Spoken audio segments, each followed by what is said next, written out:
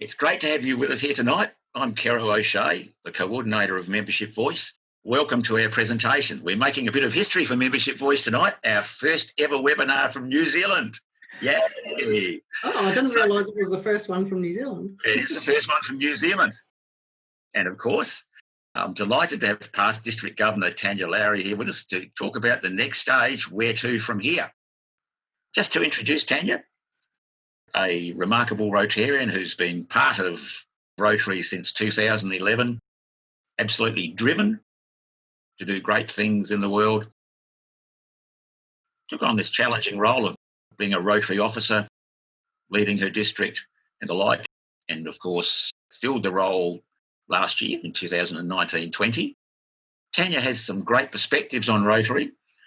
Rather than me telling you about that, what I might do now is invite Tania to set the scene for the next stage, where to from here. Over to you, past District Governor Tania. Thank you, Kerro. So it's like a no-pressure job now that I'm the first one from New Zealand. I didn't know that.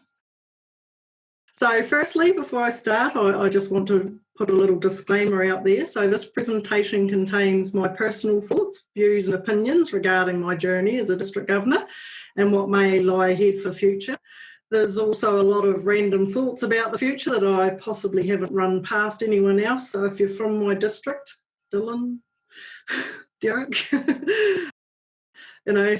and you hear something you haven't heard before, don't panic too much. I'm just thinking out loud about a few things. Okay, so anyway, being District Governor is an absolute honour and a privilege, and I was blown away to get the role. So I cried when I was asked, and I tried not to cry when I made my farewell speech at changeover. Sort of tried to hold it together as best as I could. But anyway, this journey takes you through many highs and lows, and as I'm sure my fellow District Governors will understand. And there were quite a few bits that were confrontational to me, and I'll cover those off first because I prefer to finish on the positive notes. I found it hard to understand that not all Rotarians are quite as enthusiastic about all things Rotary as I am. But that's probably because every time I go to district events or training, I'm always surrounded by those who are keen, and of course that's why we're there, because we are enthusiastic. But I'm a firm believer that the more you learn about something, the more you get out of it. So that's why I attend everything I possibly can. It was also confronting for me to realise that not all Rotarians behave as you might expect them to, and many do not seem to refer to the four-way test when it comes to some of that behaviour. I've seen bullying to the point where a president resigns, and I've experienced situations where I just wanted to stand up and scream, can you not hear yourself? Do you not realise how sexist that remark was, that joke was? Do you really think that a guest at your club wants to hear that sort of thing and still join? So, those sorts of things were a little bit eye-opening for me. And there are many who still have a long way to go towards making our clubs feel inclusive and safe. And the sad thing is that sometimes people don't even realise what it is that they're doing or saying that could be deemed offensive by another gender or culture or religion or sexual orientation. And while these people are a minority, it does only take the one bad experience to change a potential new member's mind about joining us and coming along. Another one of my just personal bugbears really too is meeting for the sake of meeting. And it was something that I always urged clubs to rethink. I had a catch cry of less hooey, more doey. And I believe that the more you are out and about in the community, either doing your own projects or helping other groups, the more likely people are to want to join you. It's very confusing, I feel, for someone to be invited along to a club meeting and speaker to see what Rotary is about, if all you've been doing is telling them how much you enjoy helping others and getting out in your community, and that's why you joined. Because we are a service club and not a meeting club. And I know, some people will poo-poo me and say, oh, but if we don't meet, you're destroying the Rotary experience. But to me, if that meeting and eating and listening to a speaker each week is the Rotary experience that you're trying to sell, then that is why we have a membership issue. People don't necessarily want to just spend money for the sake of having a meal and listening to a speaker when they are wanting to be involved in a group that is telling them that we're people of action and we help out in our community and around the world. Okay, find my notes, better have a drink. It's just water, not gin. Okay, so invite potential members along to a doing activity, not a meeting. Show them that we're people of action, and that because that is what we claim to be. And I've seen what our clubs can do. I have thoroughly enjoyed working alongside members of clubs at projects and events, and I get just as much fellowship while I'm out working, in fact, probably more than when I'm stuck at the top table at a meeting or any other table at a meeting. And I'm really looking forward to the next few months of our club meetings, because our new president has lined up a whole lot of nights where we're out helping and meeting other community groups in their town and their district, as well as doing our own stuff, because we've got a book sale coming up. So Thursday nights are going to be dedicated to either planning or publicity or sorting books, whatever group you want to be involved in. And that's what I joined for, was the doing stuff, the helping out. And so that sort of thing probably comes through really on my Facebook page, where I haven't got a lot of photos that relate to meetings and eating on there. But the good thing is that about this journey, there have been a lot more good things than bad. And quite frankly, we can work on that bad stuff and we can sort it out. One of the things I enjoyed most along this journey was meeting all the wonderful people, my fellow district governors in the 2019-20 year from all around New Zealand, Australia and the globe. We had a Facebook group set up for us early in the journey, and it was great when you headed overseas. I was lucky enough to go to Toronto International Convention and actually meet some of those people that were my friends virtually on Facebook, and just having that instant connection and feeling like you know someone because we have Rotary in common.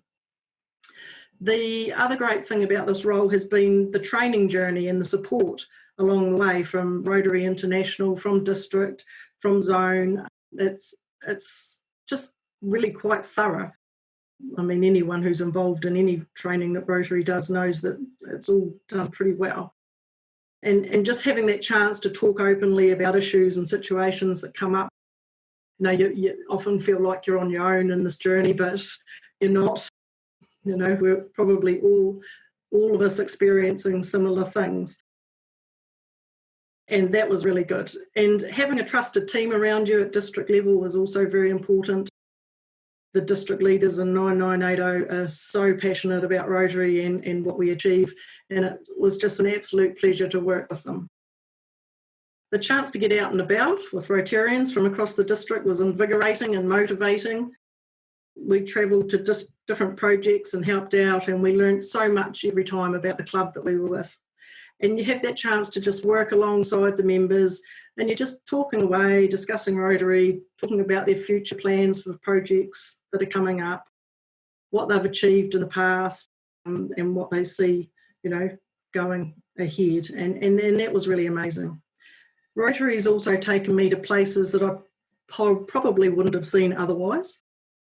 I certainly wouldn't have ridden the Sydney trains for 19 plus hours and stopped at every station on the system in that time, raising awareness for the End Polio campaign. I was really proud of our efforts in our district for that.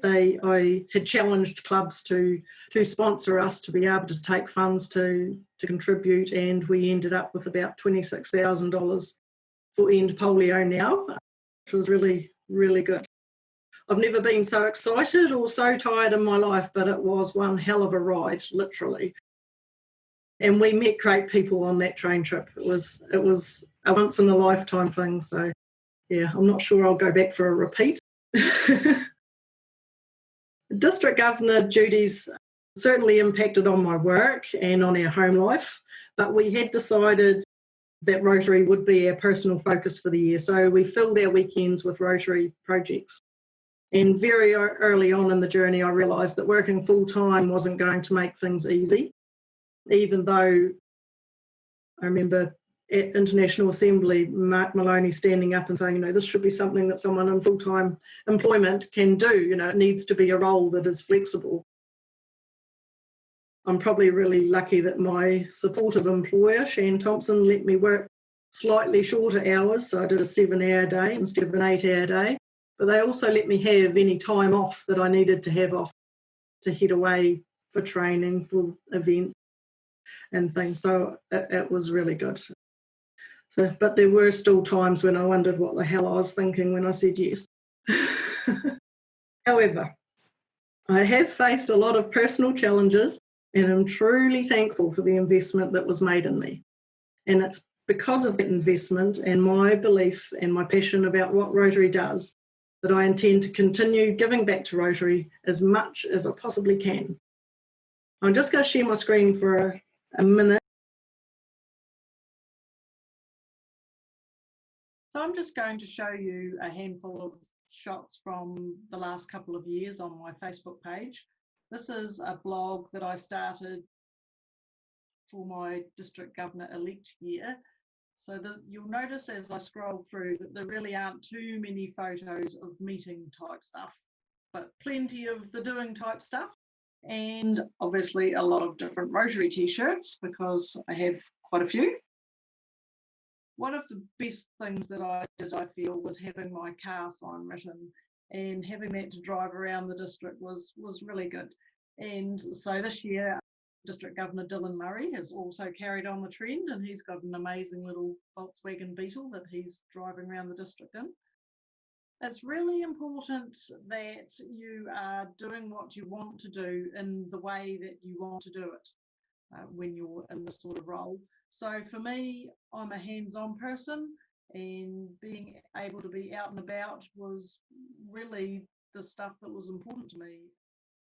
These are a few shots of a group from District 3131 in India who were over in New Zealand just before lockdown started to happen really, and they were doing a rally trip all the way around New Zealand and they had some good TV time as well, promoting Rotary on their trip, which was really cool to see.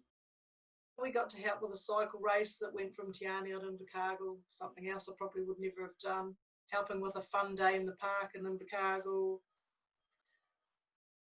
We just met so many people all around the place. It was great. Meeting some people from America and Ryla was a lot of fun. So, if you're going to take on a role like this, you need to make it enjoyable because otherwise it's just going to be hell, really. So having fun is really a #1 priority when you're doing anything in a volunteer role. And it's always just so much fun to just help others out, really. I mean, it's you get a lot out of being able to do something for other people. So that's really my Facebook page in a nutshell. Where to from here? Where to from here? Okay, yes. So now I'm the district trainer for District 9980. So this is another whole new role for me. So I'm learning how to be a trainer, which is a bit bizarre, but that's all right. It's something that I am very passionate about, probably just because I believe that more you know about something, the more you get out of it. So my Rotary moment would have been when we first attended Rotary International Convention in Sydney in 2014. So I'd only joined Rotary in 2011 and really hadn't had a lot of exposure to the international side of things. And Sydney was handy, so we thought we'd better go. Thought it would probably be the only one we would get to. So that was where we had our eyes open to the whole big picture and the fact that we were part of this amazingly huge organisation that did so much. And you had that whole friendship full of amazing ideas and good doings. And I've always found it a real shame that those exhibitions aren't easily accessible just to the general public, because it's those people that really need to see this stuff. They're our potential new members. Having Rotarians look at a Hall of Friendship is a bit like selling ice to Eskimos. We know all the good stuff we do. We want everyone else to know the good stuff we do. So when it comes to training and that, I have a few ideas. I I go to things and I come back enthusiastic, and you try and get that message across to your clubs and to other people and things. And if they haven't been, they kind of don't get what it is that you're so, pumped up about. So you're greeted by this, generally a wall of indifference when you get back to the club and you try and tell them what it is that's great and this new idea and all these new things that you're brimming over with, and it ends up with nothing changing. So for me, one of the ideas that I have is that it would be really great to take the training to the clubs. So instead of them having to come to a seminar and having a whole lot of speakers, is to just create some little bite-sized presentations that can be played at a club night, because once again, you're taking away that excuse for people to say, oh, I'm busy that weekend, I can't go. So you're bringing it to a club night. That night's already dedicated to Rotary, so they can't have that excuse. And then you've got the whole club seeing the same idea, and it opens up the way for discussion and just to have, that whole chat about this one idea, and everyone in the club being able to actually consider it. So that's one thing that I've thought about anyway for training at this stage. So we'll see how it goes. Hey, Dylan. Super question there from Dylan about the benefit of hindsight, what you would have done differently. What I would have done differently.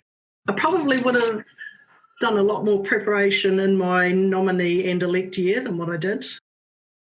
Like I said, I'm more of a hands-on person than a meeting person, so I'm not very good at prep work sometimes. Sometimes it's all just about just getting out there and doing it. But possibly not too much. Probably wouldn't have had a pandemic. That really, put a cat amongst the pigeons and threw us a few issues that we may not have had to deal with. Yeah. Just probably maybe had even less time at work and had, 6-hour days instead of 7-hour days, and being able to be on top of things a bit more would have probably helped me out a bit. But, I enjoyed every minute of doing what I did. And it was a challenge that has left me with a lot of new skills and feeling like I could just about cope with anything. Looking at how you coped, you worked pretty well full-time. How did your clubs respond to dealing with a working district governor who had limitations on her time? Well, I didn't have any negative feedback. Well, none that I heard, but you don't usually hear your negative feedback. Everyone was always really grateful about me turning up and actually helping with stuff. It wasn't that I didn't have a message for all the clubs, because I actually prepared a video message and sent that out at the start of the year. So that was sort of my official visit. So they had a video that they could play at their club as my speaker visit, and it just gave everyone the message. Everyone then had that message right from the start about what it was, that the way I thought and my vision for the year. So, yeah, everyone was always really grateful for us coming just and turning up.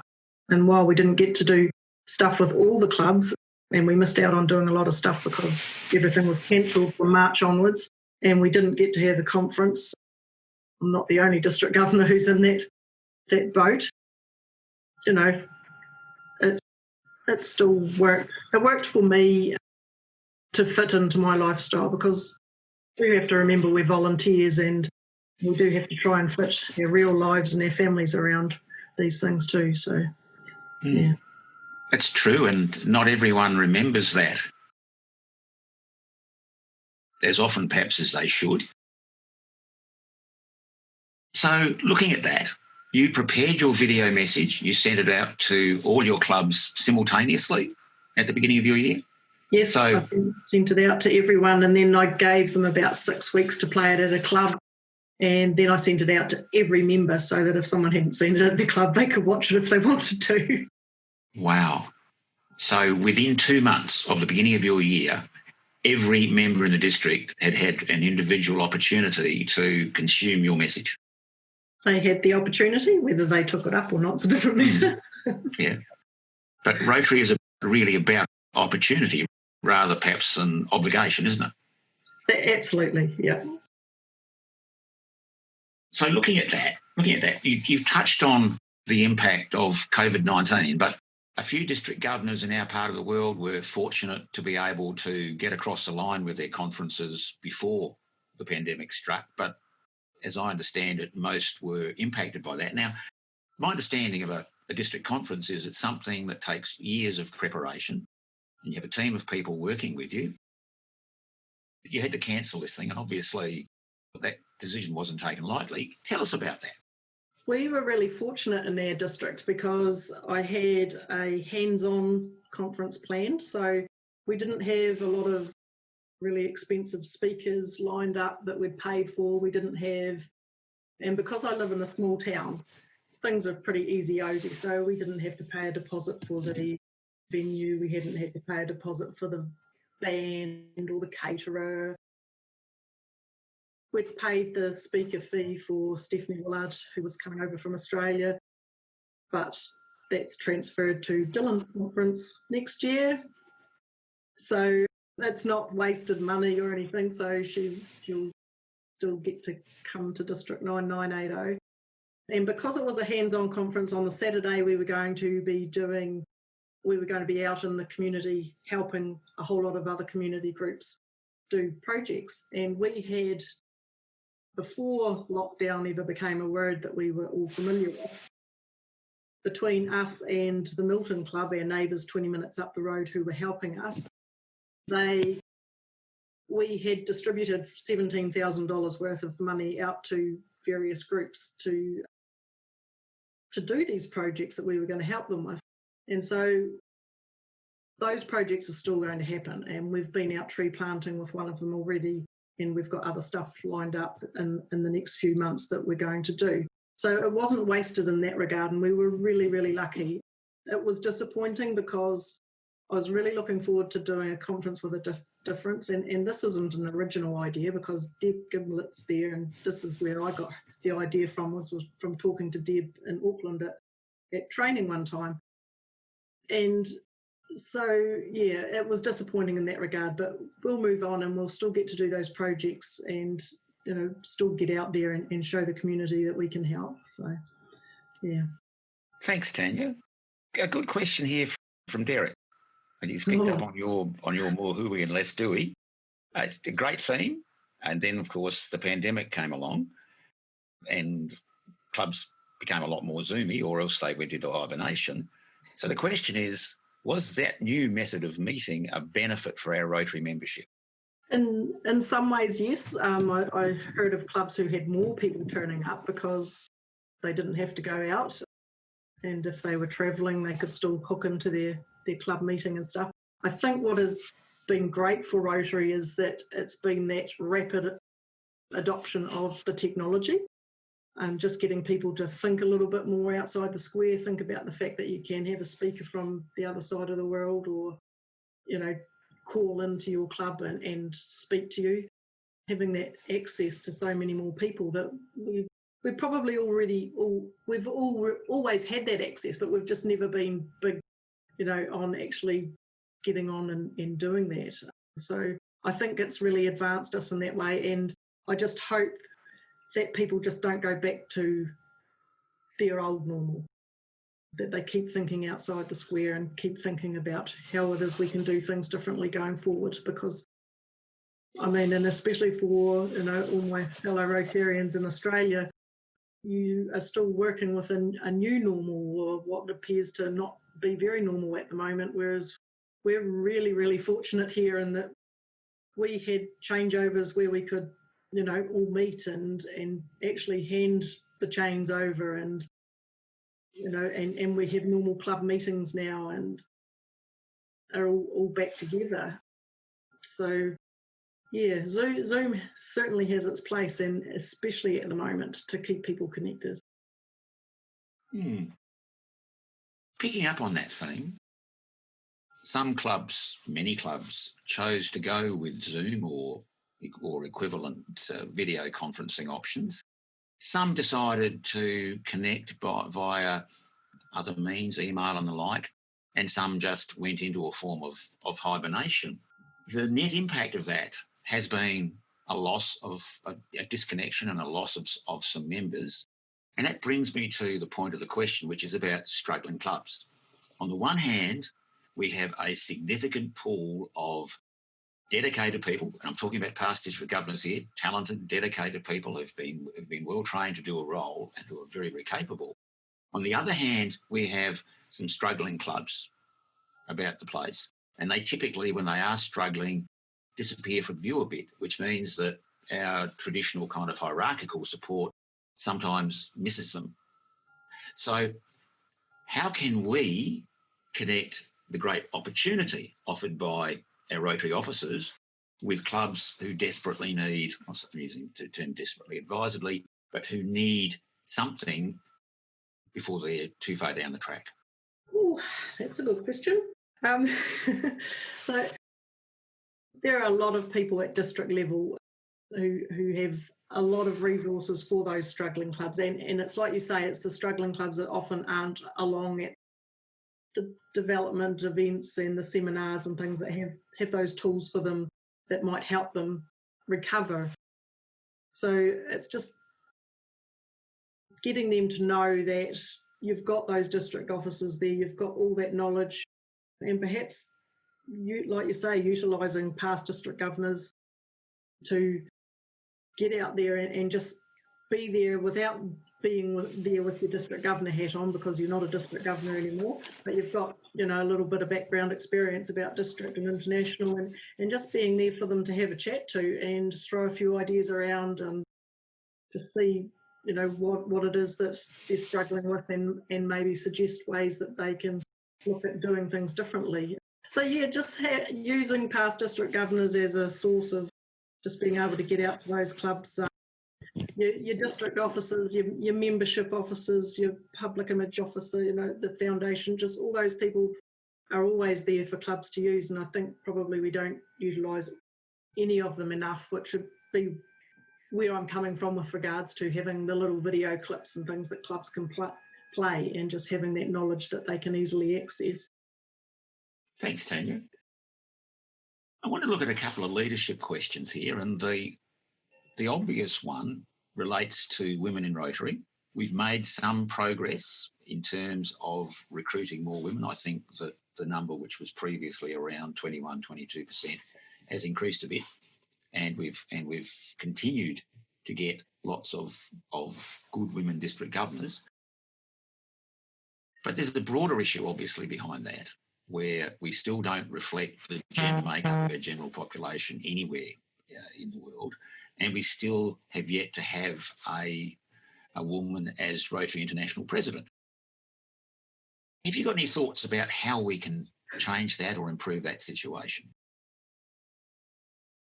One of the obstructions I see to people being able to get into those roles easily is the fact that you have all these hoops you have to jump through before you get there. And just because you've jumped through all the hoops doesn't necessarily mean you're going to be the right person in that position.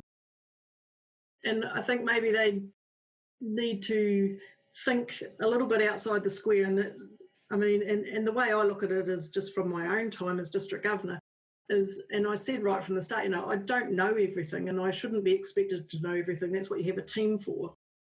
So why should your international president have to be someone who's jumped through all those hoops so that they get to a stage in their life where they're probably a more advanced age, rather than having someone with the enthusiasm and the opportunity and just that drive to be out there really selling Rotary and really motivating people.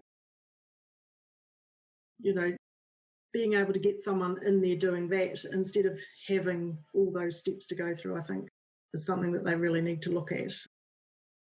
Because otherwise, women have only been in Rotary since the 80s, and if you've got to go through all those hoops first, by the time they get their first woman president, it's going to be well down the track, and I really think they need to be doing it now. It's something that has been, I mean, but then, you know, you don't want to get the job just because you're a woman. It still has to be the right person for the role, but I really think that they do need to address the gender inequality perhaps a little bit more actively. It's probably, the observation has been made that there are situations and times where women have to be a little better than the average bloke to win the job, and perhaps with a trend line that's seen 100% male participation in the top job, it does need some form of intervention to make that happen. But I'd like to switch direction for a moment. I will come back to leadership. Derek has made a great observation about something that I really love to see. That's that his club has gone from, sounds like four to five traditional meetings a month with a speaker, to having just 2, as he puts it, meal meetings, and the rest away from the table. Now, that's Derek's observation, and that takes me to a question that I was pretty keen to ask. The concept of a multi-channel Rotary club picks up the idea of having a stream which is traditional, where you have meal meetings and the like, but a second, and maybe third, where you have at least one official Zoom meeting a month. You shift all of your, say typically, shift all of your board meetings and committee meetings onto Zoom. And so you create this second virtual channel so that people can join your club without being tied to attending time-consuming and sometimes expensive dinner meetings. How would you see that model working in your district?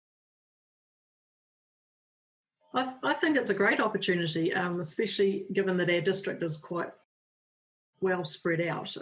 Often it's not easy, especially for rural clubs. Maybe you've got people who are busy with farming and so on, and not every time of the year suits for them to get in for a meeting.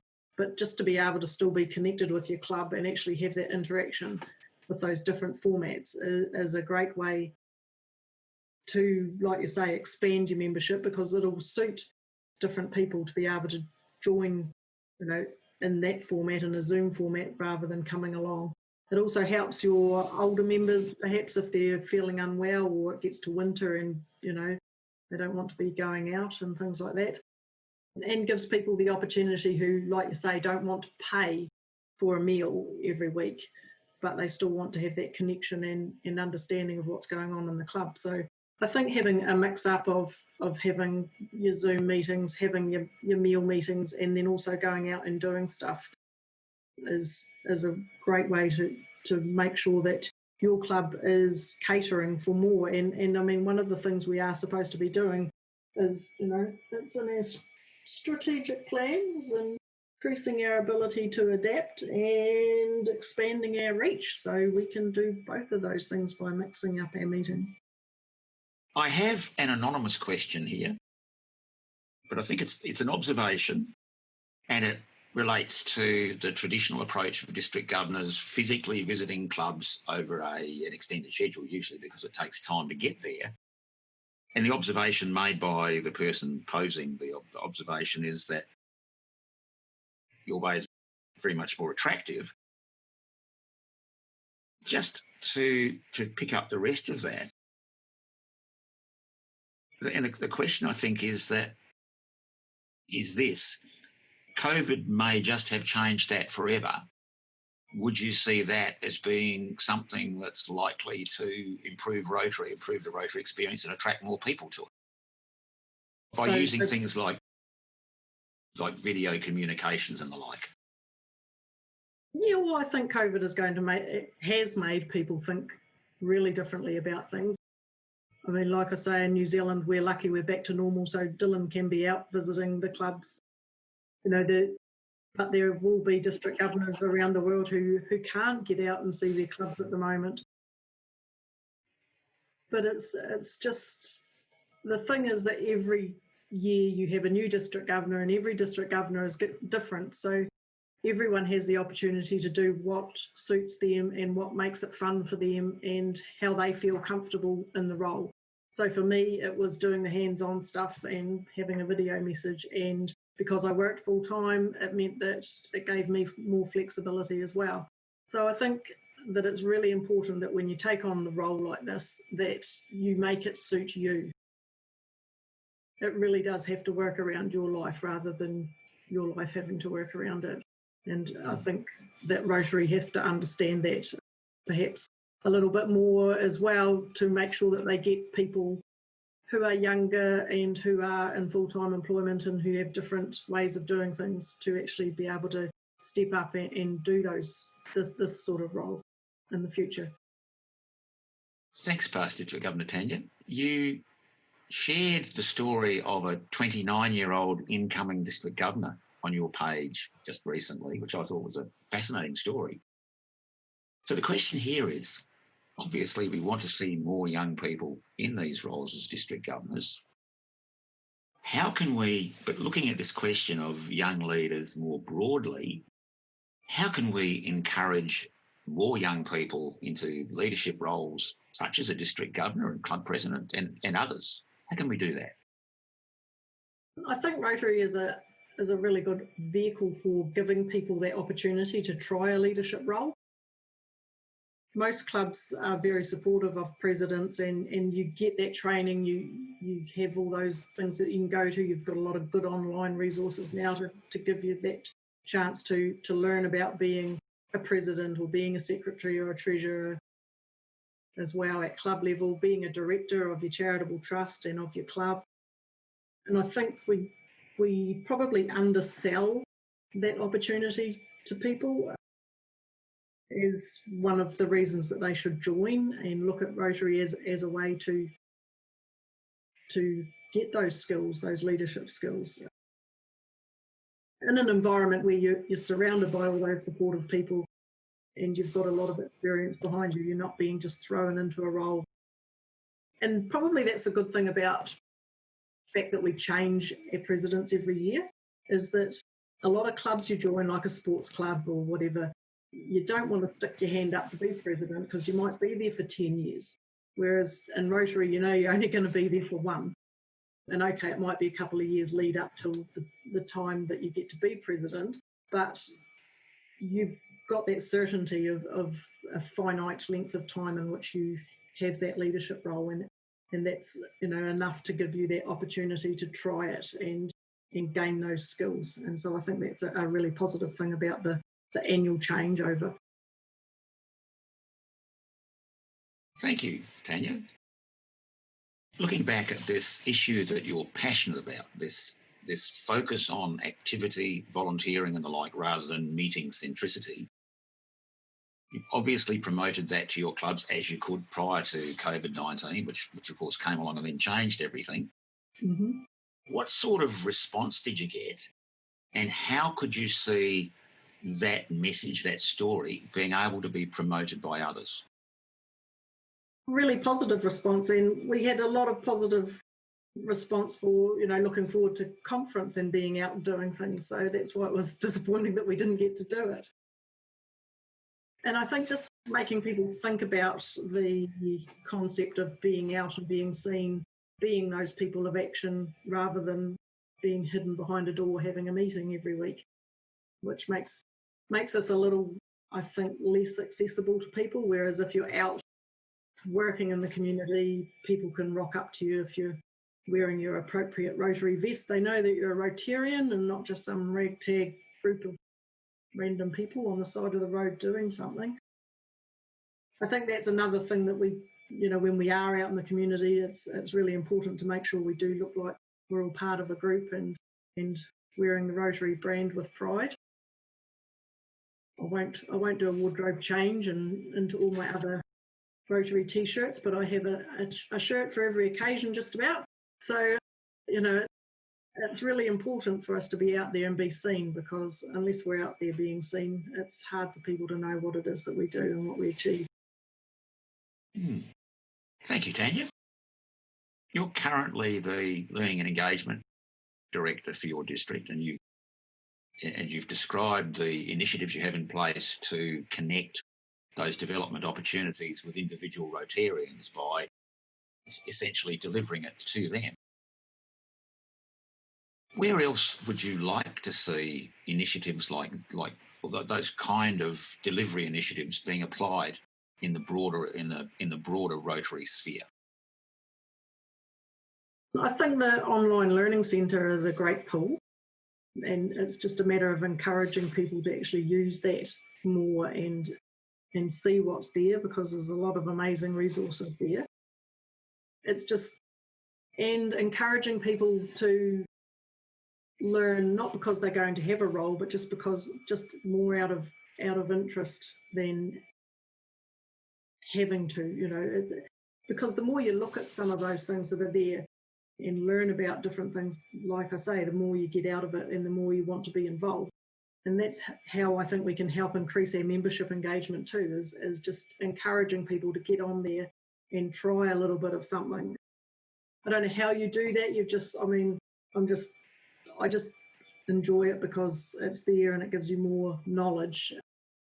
But it's just to get the message across to people that the learning and the growing and the skills that you get, and perhaps that's another way that we can approach the younger people about joining Rotary, is the fact that there are all these skills that they can learn and develop, and it doesn't just help you as a Rotarian, it helps you in your work life, it helps you in your personal life, and it helps you grow. So having those opportunities to roll stuff out to people, that means they can just go along to a Rotary Club meeting and have some resources and just have a go at it within their Rotary time without it impacting on their family time and their work time, I think would be a great thing if we could get more of it. So by delivering more tailored training to individuals and not requiring them perhaps to go somewhere to collect their training on a weekend or something, we're actually helping Rotary to fit in with people's busy lives.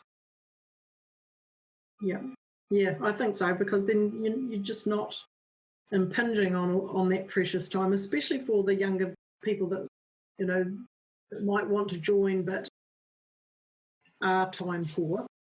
So they can commit a couple of hours to Rotary a week, but they don't want to commit weekends perhaps at this stage, but they still want to do some work or some learning. Then knowing that your Thursday night is tagged for Rotary activities is the buy-in for them, really, to know that they can make that commitment and it's always on that night and they can actually achieve something in that time. So yeah, it's just acknowledging that people have a life and being able to work around it, really, and make learning flexible for them. And it's helping Rotary, which at the end of the day is just a really engaging hobby, sort of fit in with the other higher priority demands in life. Yeah, something like that.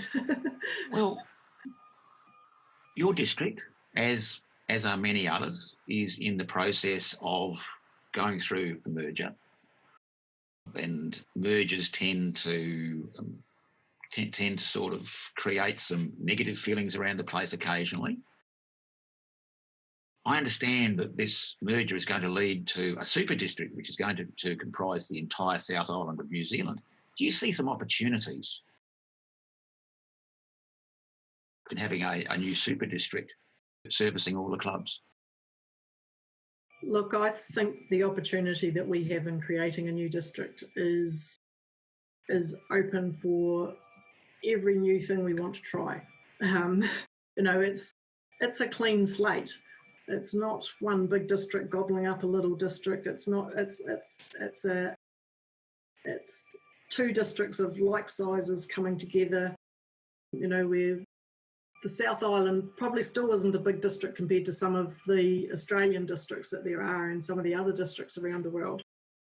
But it's a real opportunity for us to look forward and actually have something that's really fit for purpose for the future, to make sure that what we have as a district is going to be super supportive of our clubs, super flexible as well, because obviously the district governor role is going to be something quite different in regards to the fact that you have got the whole South Island to get around if you wanted to. But we have that chance for all our clubs to be involved in giving us their ideas and their visions of what they see that district doing and what support they need from that district going forward to help them grow and to help us be stronger, really, for Rotary in the South Island in the future. I have to make sure that I don't say anything wrong here because we've got Gary there who's the district governor from same year as me from the district that we're combining with. So we're going to be District 9999, so we'll still be the last one in the book. So it's quite exciting, really exciting.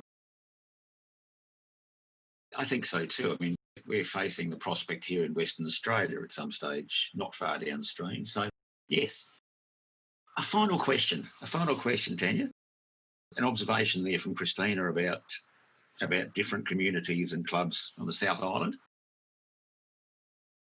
Perhaps in relationship to that, but a broader question, what do you see as a past district governor coming into this with a lot of enthusiasm and knowledge from the role? What do you see as the really pivotal issues that we need to address as we move through the rest of 2020 and into 2021? Oh, crumbs. No pressure. Dylan, put your pen down.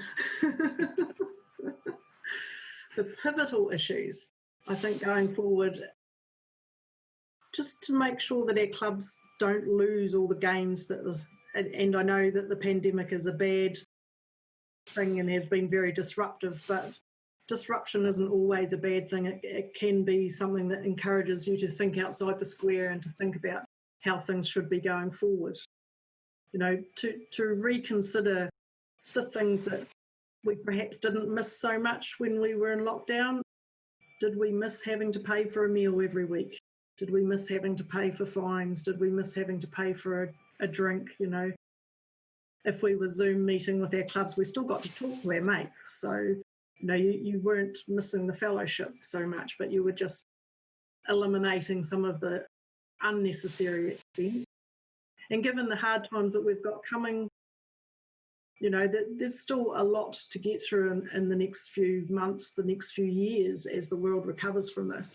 And I think we have to be really conscious of people's differing financial situations going forward, people's, you know, the stress, the mental health issues that there have been from this pandemic, and just make sure that we don't pressure members to always be coming along to a meal and so forth. You know, have that option to do the Zoom meeting, have the option to turn up without having the meal and without making people feel awkward about it.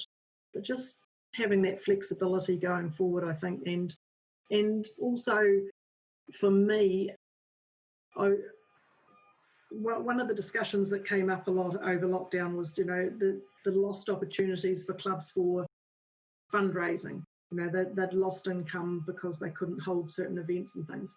And to me, going forward, I'd like to think that Rotary aren't seen as the organisation that's out there with their hand out all the time, asking people for funds, but just being actually on the ground and helping other community organisations just by being an extra pair of hands.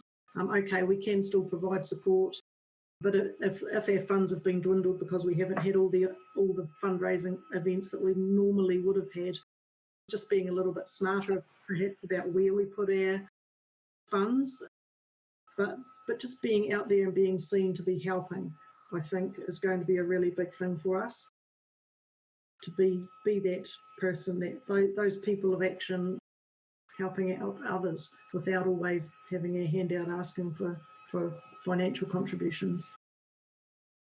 Being people of action, ready to serve a community that's under a bit of pressure. Yep. Fantastic. Tania, I'm looking at the chat line. We appear to be out of questions. Thank you for doing a phenomenal job. But just one last thing. Would you like to have a few words just to finish off, perhaps just to sum up?